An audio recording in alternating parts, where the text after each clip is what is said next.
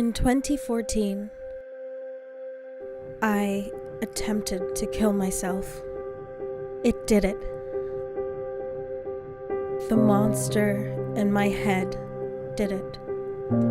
After 6 months of dating, my ex-boyfriend got diagnosed with depression. I blamed myself for it.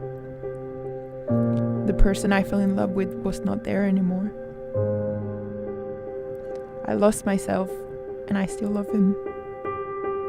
Since the age of 6, they've started throwing at me words like fag.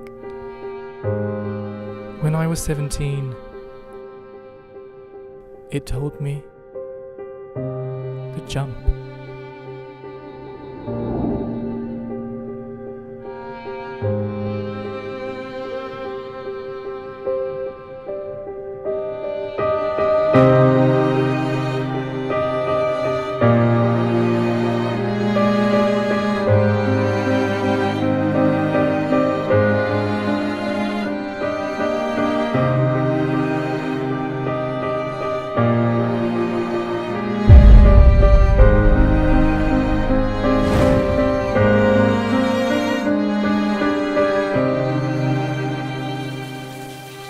Be a man. Act like a man. You're fine. My parents, they always told me that I was too much like a girl and I was too girly, I was too feminine. Whenever I do anything, I'll be thinking, am I manly enough? Am I doing it like a man? Am I too girly? And since the age of 6, I have been heavily bullied. I didn't really want to leave my house, I didn't want to make any friends, and I didn't think anyone could like me. I found out my ex-boyfriend had depression after maybe 6 months of dating him.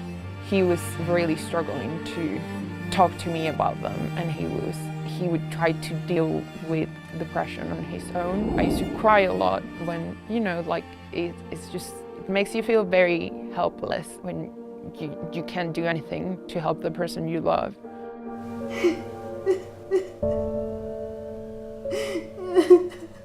The confusion consumes my subconscious mind.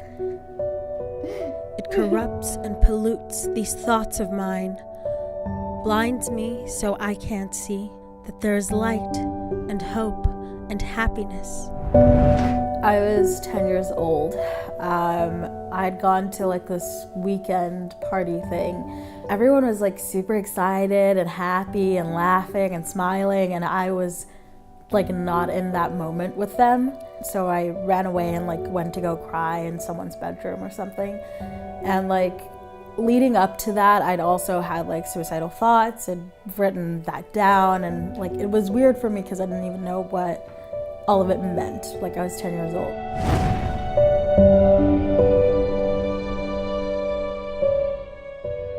I dealt with it myself, so I just kept all my emotions to myself. I just drew pictures and things that will make me forget what happened on that day, or sing a few songs, or just, stay at home, do homework.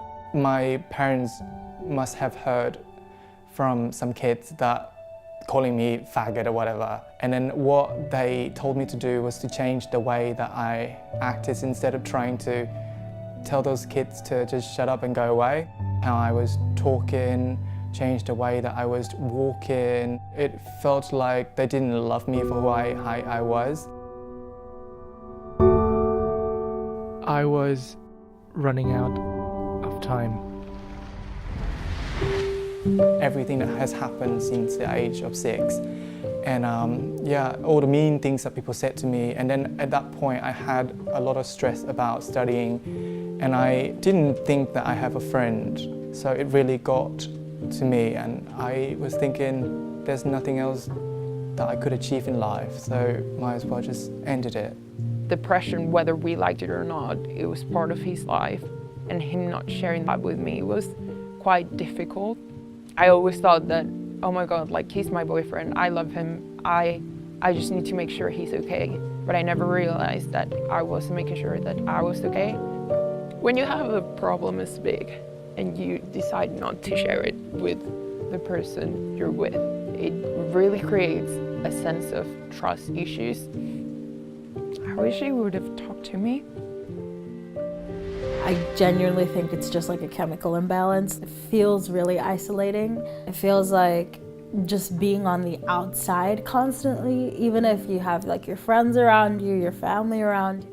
For a long time I dealt with it in a very unhealthy way, with cutting, with drinking. It was mostly the cutting. Like it was like taking an imaginary pain and making it real onto my hand.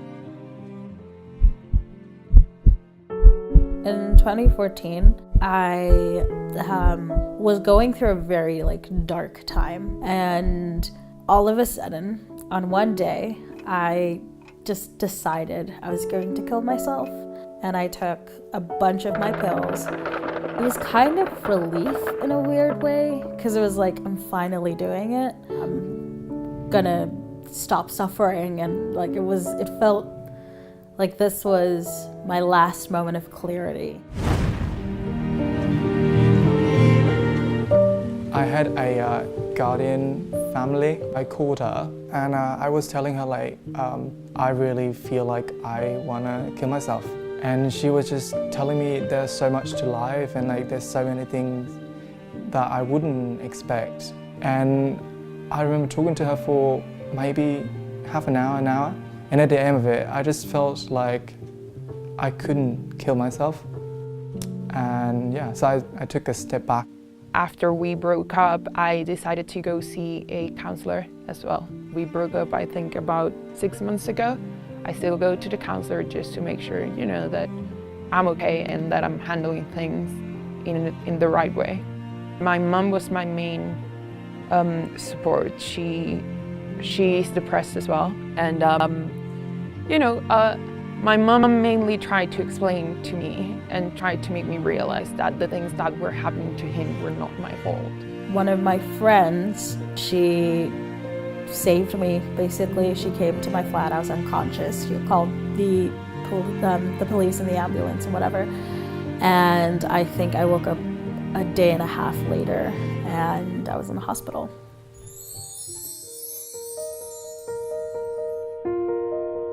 Nowadays, I surround myself with really positive people who love me for who I am because I'm handling myself a lot better. I don't feel emotionally unstable anymore and I'm very comfortable on my skin. I definitely think I feel better. Obviously, sometimes I still get sad. I do miss him. I miss the relationship, but life goes on. Well, I'm currently using Talkspace, which is an app. You get to pick which psychologist you want to work with. And medication-wise, I'm taking antidepressants, sleep medication for sort of my anxiety and insomnia, and mood stabilizers.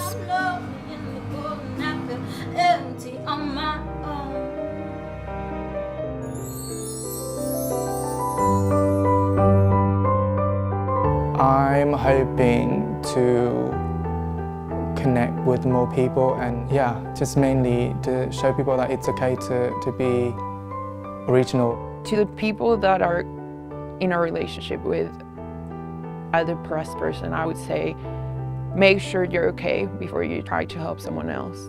Because if you're not okay, any help that you might try to give will not be sufficient. Talk to someone. It's so hard to do, to get to that first person, but it's so important to not bottle everything up.